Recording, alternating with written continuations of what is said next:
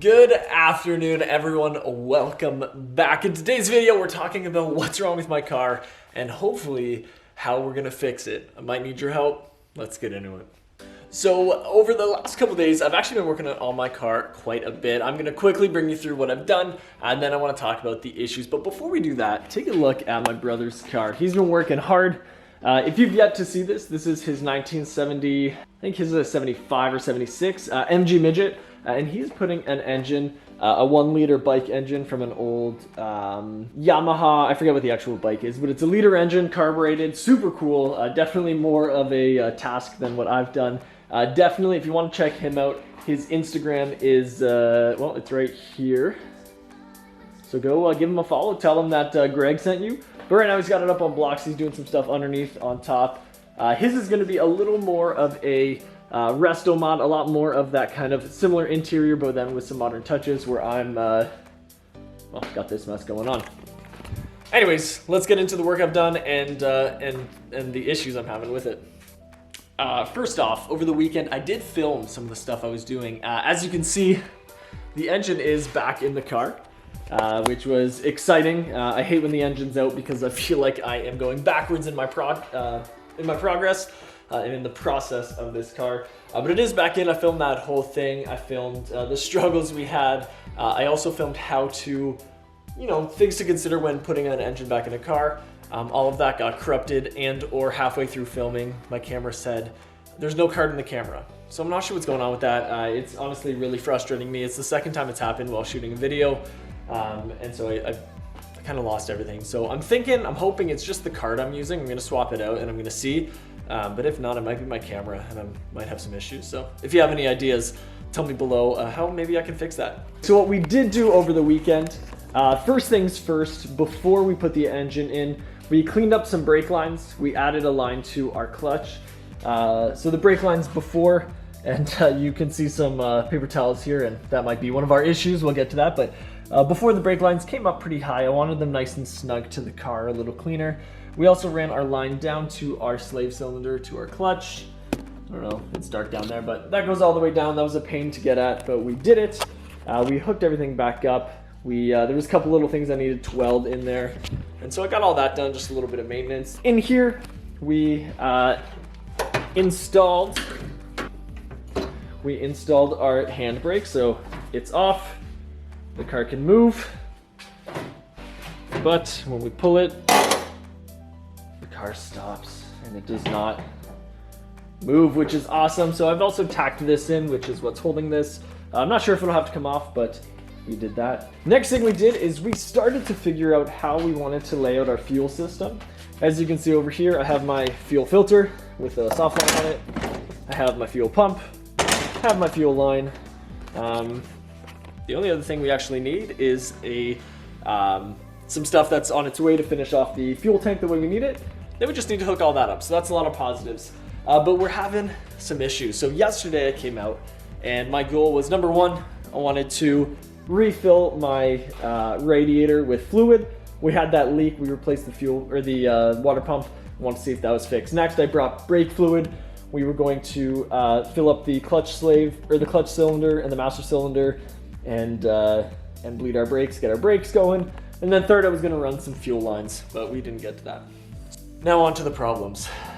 First things first, we filled our radiator, and it's not that it's a problem right now. If you look under the car, we have some, I think it's too dark for you guys to see, but we have some spillage under the car. That was more just from trying to fill it, not from anything leaking. But I didn't tighten this quite enough, and we did have some leaking throughout the day, so I do need to fix that. But my issue is, on a normal car, you have somewhere that you can bleed your system from. And on this car, I don't. If you take a look at the pretty beat up radiator, there's no bleed valve. There's not even a radiator cap. So I had to fill it from this upper hose, but I guarantee that there's air in that system. So if you have an idea of how I can either add a bleed valve or a way for me to bleed this system, please let me know. Because, I've heard of airlocks and stuff like that happening. I don't know how common it is or how dangerous it is, but I definitely want it to be right. So if you have any ideas, leave that below. On to our second issue. So next, we filled both of these cylinders with brake fluid, and as we can see, well, it's empty. And that's because it is all on the floor underneath my car. So I did these brake lines a while ago, and then I fixed them up over the weekend, in the last couple days. And after all of that work, running the lines both to the front and all the way to both sides, all the way to the back, I found out that I used the wrong type of flare, and all of my lines are leaking. So we have a couple options with how to fix this one. One's cheap, one's not terribly expensive, but not cheap. So I'll run you by those in just a second. The last kind of issue, and not a huge issue, is I'm not really sure how I need to lay this out for my fuel situation. I know I'm gonna have a hard line coming out of my tank, and it's gonna have to go to a soft line to connect to our fuel filter. But this isn't barbed. Like if you look on here, this has a flare at the end, kind of a barb, and that keeps the soft line on it really, really well. But on this side, anything I put just slips off. So if you guys, once again, have an idea on that, like I said, I'm gonna be asking for a lot of help in this video. Let me know, because I'm having some issues with keeping the line on there. Secondly, I just don't know what order to put these in. I'm not quite sure how I want to put them in here. So I've been messing around with some different ideas. Again, if you have a way that you like to put either filter first and then inline pump, or inline pump and then filter, let me know. This is a return system, so I'll also have fuel coming back into the tank. So maybe I need another filter too. I'm not really sure. That's something I would love to hear from you guys as well. In terms of the fuel lines, here are my two options. Option one, we just redo the lines. I get the right flare set. I think it's a bubble flare I need. I gotta check on it. I know it's not the single flare that we did, which is upsetting. But so I can either buy new line, buy the new flare kit, and try it again myself.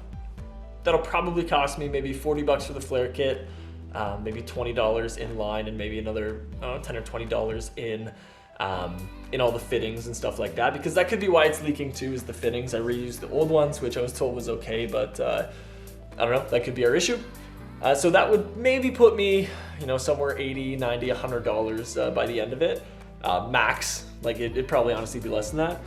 Or there is a kit, and actually, you know what? Let me bring you inside. Let me show you. All right, welcome to my basement. Let me show you what my plan 2 or my plan B is for the brake lines.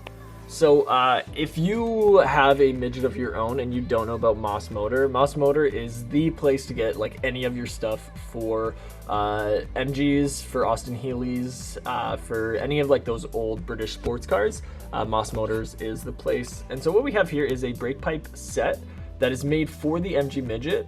And mine's a 1978, so we fall in those years.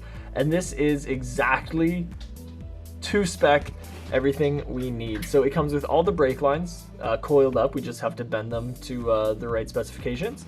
They're the right lengths, they have the right fittings, and they have the right flares for $174.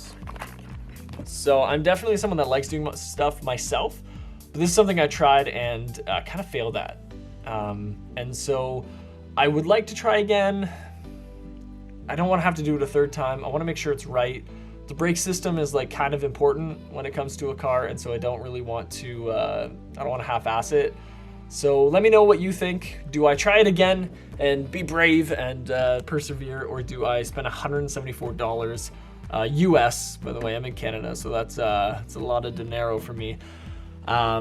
But do it to know that it's right, that I have the right fittings, the right flares, and that everything will work out. You guys let me know. That's my biggest question for you. And hopefully we'll get working on the car again soon. So once again, thanks for watching. Please, like I said, comment below. I had a bunch of questions for you. I'd love to hear your answers. And if you're not subscribed already, what are you doing by now? This is clearly the most detailed and slow-moving midget build that you've seen on YouTube. So stick around. It's going to be a long haul. There's going to be a lot of videos, and there's no reason not to subscribe. Anyways, speaking of subscribers, we hit that big magic number, that 300, so I want to thank you guys for that. In my last video that I tried to film, I had a little clip showing the 300 actually passing over it, which was cool, but again, we lost the footage. So anyways, we're at 300. Thank you guys so much. Huge number for me. Super excited, really keeps me motivated. I think that's it. We'll see you guys in the next one. Take care.